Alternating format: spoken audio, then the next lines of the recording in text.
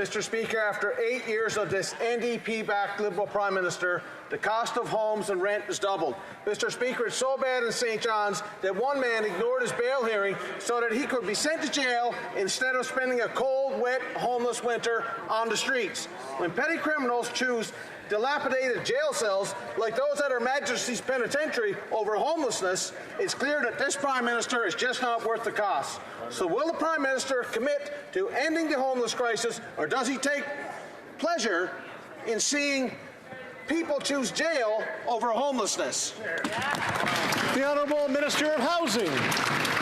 Mr. Speaker, I don't think any member of this House of any party takes any pleasure in seeing anyone in this country live on the street, and it would be a shame if the honourable member were suggesting that was the case. When it comes to the supports that we're actually putting in place in the City of St. John's, which he referenced in his question, I would point him to the recent exchange we had with the Mayor of St. John's, where we encouraged them to increase their housing ambition so they could actually provide homes for more people and reduce the cost of rent. The funding that we hope to provide to the City of St. John's, should they meet the moment, comes through a program that he is personally committing to oppose.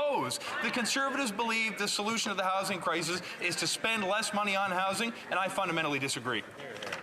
The Honourable Member for Kelowna, Lake Country. Well, Mr. Speaker, inflation is caused by the Prime Minister's deficit spending.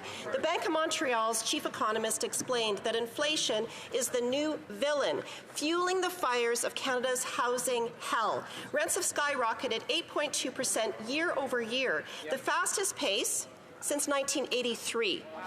Rents are up, mortgages are up, inflation's up, interest rates are up. This Prime Minister is just not worth the cost. After 8 years, when will this NDP Liberal government stop their deficit spending so people can keep a roof over their head? Thank you. The Honourable Deputy Prime Minister. Mr. Speaker, let's talk about some facts and reality. The reality is Canada has the lowest deficit and the lowest debt to GDP ratio in the entire G7.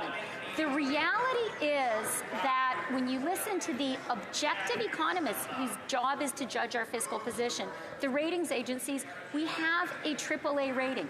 And you know what, Mr. Speaker? We made the necessary investments to support Canadians. That's by 1.1 million more jobs in Canada than before COVID, while our economy is more than 104% bigger than it was before COVID, Mr. Speaker.